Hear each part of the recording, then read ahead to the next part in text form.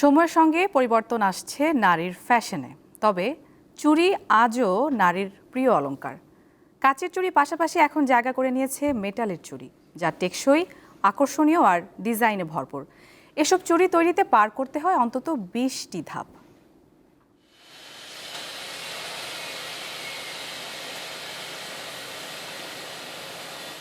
রাজধানীর লালবাগের শহীদনগর ও কেরানীগঞ্জের অসংখ্য কারখানায় প্রতিদিন তৈরি হয় হাজারো মেটালের চুড়ি। এখানে প্রতিটি চুড়ি তৈরি হয় নিপুণ হাতে, নানা ধাপে।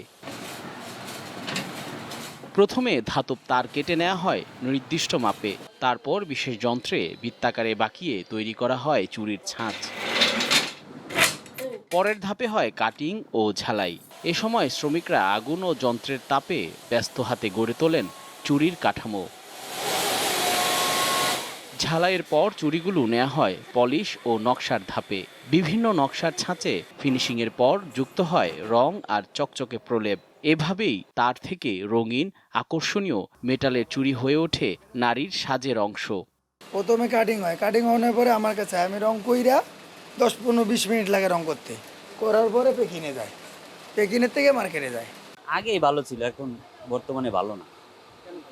বর্তমানে বাজার খারাপ, কাজের মান কমে গেছে। এখন খারাপ, বাজার একবারে ডাউন।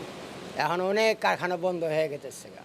উদ্যোক্তারা বলছেন চাহিদা বাড়ছে মেটালের চুড়ির, তবে আমদানিকৃত চুড়ির চাপে দেশি চুড়ি অনেকটাই কোণঠাসা।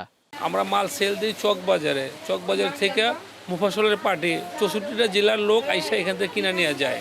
ইন্ডিয়ান চায়না মালটা না আসলে আমাদের দেশের সবারই মান ভালো থাকতো, সবাই ভালো ভালো মাল বানাতে পারতো। কি করব, যে এবছর এটা ওই বছর যেতে দেয় না, ইত্তেহার এলে বিক্রি, তারপরে বিক্রি আস্তে আস্তে ষোলো হয়ে যায়। মেটালের চুড়ি উৎসব কিংবা গ্রামগঞ্জের নানান মেলায় বেশ চাহিদা রয়েছে। দিনে দিনে বাড়ছে মেটালের চুড়ির জনপ্রিয়তা। এই কারখানায় প্রতিদিন তৈরি হচ্ছে হাজার হাজার মেটালের চুড়ি। দক্ষ কারিগরের হাতে নকশা আর রঙের ছোঁয়ায় তৈরি এইসব চুড়ি পৌঁছে যাচ্ছে দেশ জুড়ে।